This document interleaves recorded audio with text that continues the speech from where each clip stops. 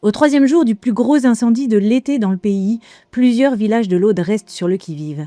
Car bien qu'il ait perdu en intensité, le feu continue de ravager des milliers d'hectares. Et 1 millier des 2200 habitants du secteur concerné par l'incendie ont déjà été évacués de leur domicile. Les conditions météo sont plutôt favorables en ce début de matinée, mais des rafales de vent à hauteur de 40 km/h sont attendues dans la matinée. Il va donc falloir taper vite et fort avant que le vent ne se relève, ont expliqué des pompiers de l'Aude. La météo fait partie aussi des données qu'on récupère.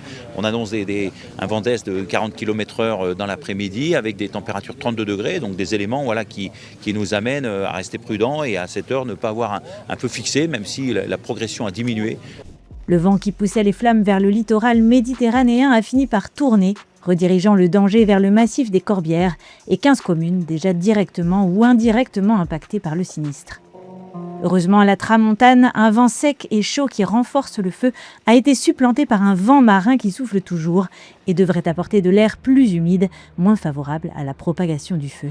Les équipes qui étaient là n'ont jamais connu un incendie qui allait aussi vite pour dévorer la garrigue, la forêt, les centaines, les milliers d'hectares. Et donc les moyens aériens constamment disponibles. Parti dans l'après-midi du 5 août du village de Ribaute entre Carcassonne et Narbonne, l'incendie a ravagé 16 000 hectares de végétation et de pinèdes.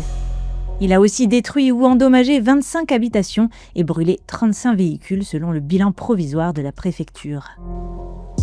À Saint-Laurent-de-la-Cabrerisse, une dame de 65 ans qui avait refusé de quitter sa maison a été retrouvée morte à son domicile, dévastée par les flammes. La préfecture a également décompté 13 blessés. Une enquête a été ouverte pour déterminer les causes du feu, encore inconnues.